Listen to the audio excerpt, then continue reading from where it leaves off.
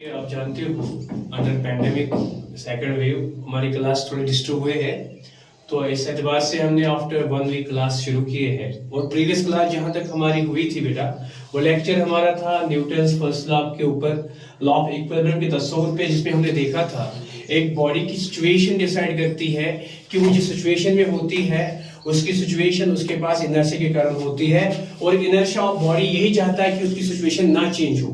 तो इस एतबार से हम देखते हैं बॉडी पे अगर एक्सटर्नल सारे एफर्ट्स लगने वाले जीरो होंगे तो बॉडी अपनी स्टेट को बदलती नहीं है, वो रेस्ट में होगी तो रेस्ट में ही होगी as stone on the ground. और हमने देखा वो मोशन होगी, suppose ball is thrown on the ground, अगर ग्राउंड पे बॉल पे लगने वाले सारे फोर्स आप होंगे, यानी आइडियल ग्राउंड सरफेस माना जाएगा, तो इसकी वेलोसिटी कांस्टेंट होगी। तो ये सिचुएशन फर्स्ट लॉ में हमने इसमें न्यूमेरिकल्स भी किए, हमने डिफरेंट वेरिफिकेशन हासिल की। तो धीरे धीरे बेटा आज हम फर्स्ट लॉ के अंदर ही बात करते हैं। मोशन के अंदर जब बॉडी होती है, तो जब एक बॉडी मोशन में होती है, मोशन ऑफ बॉडी हमेशा हम एड्रेस करते हैं बॉडी के पास मोशन होना है तो बॉडी के पास मोमेंटम होती है, मोमेंटम होती है। सो मोमेंटम क्वांटिटी मेजर होती है मोशन के साथ। तो बेटा बॉडी के पास क्या है, बॉडी के पास एक कैरेक्टर तो मास इटसेल्फ है as a quantity, as inertia. लेकिन एज ए मोशन, अगर हम बॉडी को एज ए मोशन देखेंगे तो एज ए मोशन बॉडी के पास होगी वेलोसिटी, होगी स्पीड। लेकिन बात सिंपल है, अगर सारे एक्सटर्नल फोर्सेस बॉडी पे लगने वाले जीरो होंगे तो बॉडी अगर मोशन में होगी तो उसके पास कांस्टेंट वेलोसिटी होनी है, यानी ये जो वेलोसिटी है due to motion of its own, that is a constant velocity. और हमेशा हम याद रखेंगे जब मोशन में बॉडी होती है अपने आप itself without any external force, तो हम यही देखते हैं it has a momentum and we are dealing with the motion 1D और in a linear mechanics, so that means it is a linear momentum. Motion 1D की motion में जो body इख्तियार करती है अपनी मोशन अपनी विल के एतबार से, तो इसके पास होती है लीनियर मोमेंटम। और लीनियर मोमेंटम बॉडी के पास मोशन बॉडी के पास मास की वजह से होती है, और ये डिपेंड करता है बॉडी के इन दो कैरेक्टर्स पे। तो ये दोनों मिलाकर जब हम देखते हैं मास क्रॉस वेलोसिटी, तो यही होता है लीनियर मोमेंटम।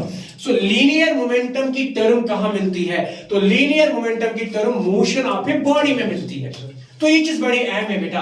सो पहले लॉ से हम यही चीज देख रहे हैं कि मोशन जब बॉडी इख्तियार करती है उसके पास वेलोसिटी होती है कांस्टेंट, वेलोसिटी होती है constant.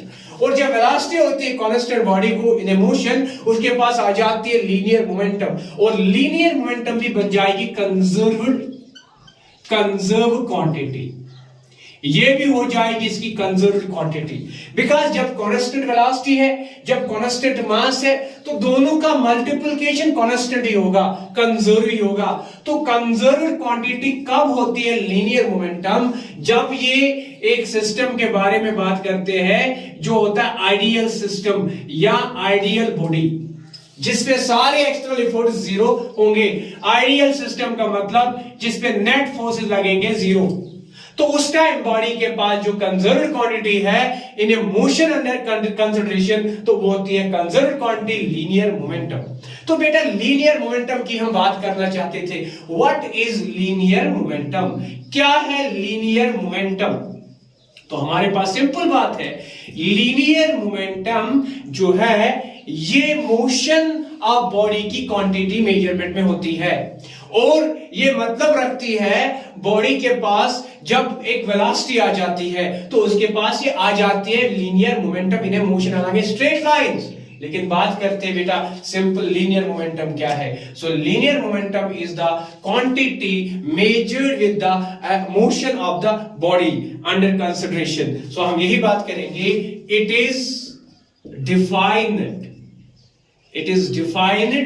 As a quantity of, it is defined as a quantity measured with a moving body, with a moving body in an ideal frame of reference। तो बेटा हम यही बात कहेंगे, it is defined as a quantity measured with a moving body in an ideal frame of reference. So what it mean, इसका conserve होने की हम बात साथ में करते हैं। तो हम लिखते हैं बेटा, it is numerically equal to, यहां देख रहे हैं बेटा, मास ऑफ द बॉडी है as a body, velocity of the body as a motion under conservation, ये दोनों चीजों का मल्टीपल मोमेंटम है। तो यही है numerical value. Numerically it is equal to product of mass and velocity constant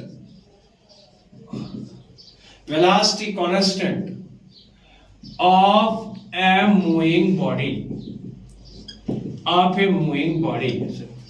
that is, इसकी मीनिंग क्या है बेटा, momentum along a line called a linear momentum is equal to mass of the body multiple its motion as velocity constant. So momentum is given by term in the linear mechanics as P is barabar mass cross velocity. It is a vector quantity. It has a direction as that of velocity in a motion of a body. So that is a vector quantity, momentum barabar mass cross velocity, and the direction of momentum is the direction of velocity. So इसकी बेटा याद रखिए, it's a vector quantity, it is a vector quantity with SI unit as kilogram, velocity का आएगा metre, length upon time metre per second, तो हम लिखेंगे multiplication में इनवर्स ऑफ दैट। सो ये है लीनियर मोमेंटम की मेजरमेंट एक कांस्टेंट मोशन में या एक बॉडी के मोशन में जो रहती है यूनिफॉर्म मोशन। तो यूनिफॉर्म मोशन में हम किसी भी बॉडी को मेजर करते हैं मोमेंटम, और अगर वो लाइन वाली मोशन होगी तो लीनियर मोमेंटम। बाद में हम पढ़ेंगे अगर ये सर्कल में जाती होगी बॉडी यूनिफॉर्म सर्कुलर मोशन में, तो इसके पास आ जाता है सर्कुलर मोशन में एंगुलर मोमेंटम। एंगुलर मोमेंटम को हम बाद में रोटेशनल मैकेनिक्स में पढ़ेंगे, या हम सर्कुलर मोशन जब हम डिलीवर करेंगे तब हम एंगुलर मोमेंटम एल की बात करेंगे। लेकिन आज तो हम बात करते हैं सिंपल मैकेनिक्स की, और लीनियर मैकेनिक्स में momentum as line motion linear momentum होती है। और ये मतलब होता है एक बॉडी के पास न्यूटन के फैसला के उसूल से इसके पास एक क्वांटिटी होती है, जब इसके पास दूसरा पार्ट ऑफ न्यूटन लॉ आता है यूनिफॉर्म मोशन का, तो क्वांटिटी मेजर होती है इसके पास मोमेंटम, और मोमेंटम से बहुत मतलब है हमारे लिए मैकेनिक्स में। लेकिन धीरे धीरे हम इसके बारे में हर एक चीज को सीखे चले जाएंगे। लेकिन सबसे पहले तो हम इसकी डेफिनेशन को एड्रेस कोड करना चाहते हैं कि है क्या ये सिंपली है quantity measured with a moving body in an ideal frame of reference। हमने यहाँ पे आइडियल फ्रेम की बात इसलिए की बेटा ताकि हम मोमेंटम को कंजर्वेशन से देखें, अदरवाइज आगे जाके हम इसके अंदर आइडियल फ्रेम का कंसेप्ट बाहर निकालेंगे सेकंड लॉ से, और वहां पे हम इन्वॉल्वमेंट ऑफ फोर्सेस देखेंगे और वहां से इसकी चेंज हमें जरूर मिलेगी। लेकिन अभी तो हम जनरल कंसेप्ट फर्स्ट लॉ से आते हैं, जो हमें कहते हैं हर कोई चीज कंजर्व रहती है। बॉडी स्टैटिक है, इनर्शिया के कारण स्टैटिक है। बॉडी मोशन में है तो एज पर इनर्शिया ये अपनी मोशन कंटिन्यू रखेगी। लेकिन बात करते हैं बेटा यहाँ पे मोमेंटम के बारे में, तो हमने लिखा मैथमेटिकली इसकी मेजरमेंट आसान है। मोशन, बॉडी के पास मास, मोशन के पास वेलोसिटी, दोनों का मल्टीप्लिकेशन किसी भी बॉडी को अगर देखेंगे हम इस सिचुएशन में तो मोमेंटम इसी से मेजर होती है, मास क्रॉस वेलोसिटी। जो हमने लिखा वेक्टर है बिकॉज ये हमेशा डायरेक्शन रखती है as that of vector. Suppose एक कार रोड पे जा रही है विद सम स्पीड, आगे जाके हमने एक स्टैचू रखा है, ये इसको हिट करेगी। स्टैचू पे हिट होने के बाद इसके इफेक्ट्स आएंगे, ये टूट जाएगा, इसके टूटने की चांसेस है। और कितने ज्यादा चांसेस टूटने के, जितनी ज्यादा इसकी मोमेंटम ऑफ हिट होगी। जो कि बेटा आप देखते हो कार तो कार ही है, इसका मास तो हमारे पास कांस्टेंट रहेगा ऑलमोस्ट, लेकिन इसके पास अगर मोमेंटम बढ़ने के चांसेस है वो वेलोसिटी के बढ़ने के चांसेस के होते हैं। मींस जितनी स्पीड ज्यादा होगी उतना ये हिट ज्यादा करेगी, उतना इसका मोमेंटम राइज ज्यादा होगा। सीधी बात है, मोमेंटम अगर हम देखेंगे बॉडी ऑफ मोशन में, वो हम किस चीज से डिपेंड करते हैं? बॉडी के मास पे, बॉडी के वेलोसिटी पे। कार के बजाय अगर हम ट्रक की बात करते हैं, उसका साइज बड़ा है कार से और उसका मास कार से ज्यादा है। अगर सेम स्पीड से उसी को हम हिट करने छोड़ेंगे तो उससे ज्यादा काफी मोमेंटम उसका बनेगा। सो मोमेंटम डायरेक्टली आप देखते हो डायरेक्शन में वेलोसिटी ऑफ मोशन है, वेलोसिटी की डायरेक्शन पे डिसाइड होती है, यानी मोशन की डायरेक्शन पे, और मोशन की डायरेक्शन होती है वेलोसिटी की डायरेक्शन। और हम देखते हैं मोमेंटम भी यही डायरेक्शन रखता है, वेक्टर नेचर से है। इसके डायमेंशंस क्या होने बेटा?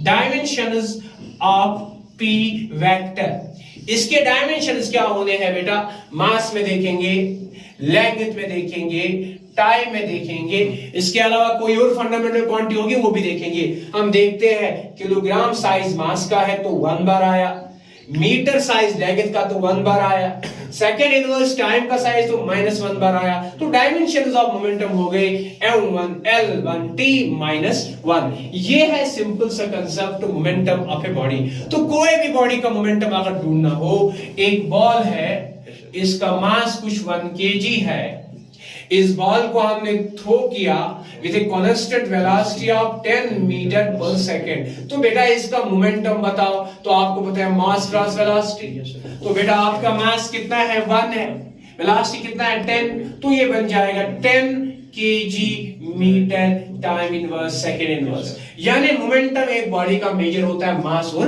वेलोसिटी से। तो बेटा प्रीवियस लेक्चर के साथ हम इसको जोड़ रहे हैं और आप देख रहे हैं कि न्यूटन की जो फर्स्ट लॉ है, जिसको हमने लॉ ऑफ इक्विलिब्रियम भी इसलिए कहा था क्योंकि जब नेट फोर्स सिस्टम पे जीरो होती है, बॉडी पे जीरो होती है, उसकी एक्सेलरेशन सिस्टम के एतबार से नेट जीरो होगी, बॉडी के एतबार से एक्सेलरेशन जीरो होगी।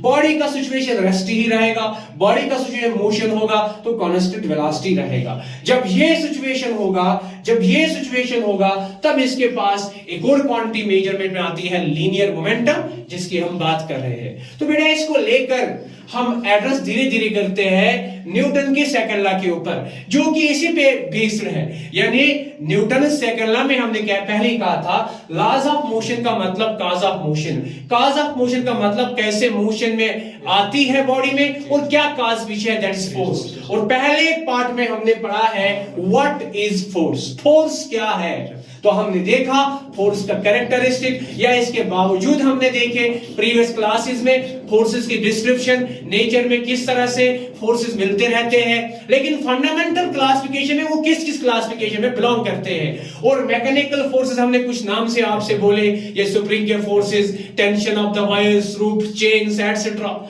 हमने पढ़े थे। आपने देखे कंडक्ट फोर्सेस, नॉर्मल रिएक्शंस, तो आपने सब चीजें देखे। हर किसी फोर्स के पीछे हम पहले तो गए, उनके मेजरमेंट बनाए, इस टॉपिक में पहले ही उनके बारे में न्यूमेरिकल अप्रोचेस किए, फिर फर्स्ट लॉ पे आ गए, उस पे जाके फोर्सेस की बात की, उसके बाद उस पे न्यूमेरिकल्स किए। आज हम आफ्टर 7 डेज के बाद अपने क्लास को शुरू कर रहे हैं, तो क्लास में जाके हम अपने प्रीवियस टॉपिक को ले रहे हैं और उसको लेकर हमने इस टर्म को एड्रेस किया है। तो अब हम बात करते हैं बेटा कंटिन्यूअस क्लास में न्यूटन की सेकंड लॉ पर, जो कि बताएगा how is to be force calculated as in nature. हम देखते हैं फोर्स की इफेक्ट क्या है और साथ में वो हम मेजर कैसे करते हैं। So let us take this बेटा, make this work very fast, will continue the topic. Please keep it off. Yes, stop.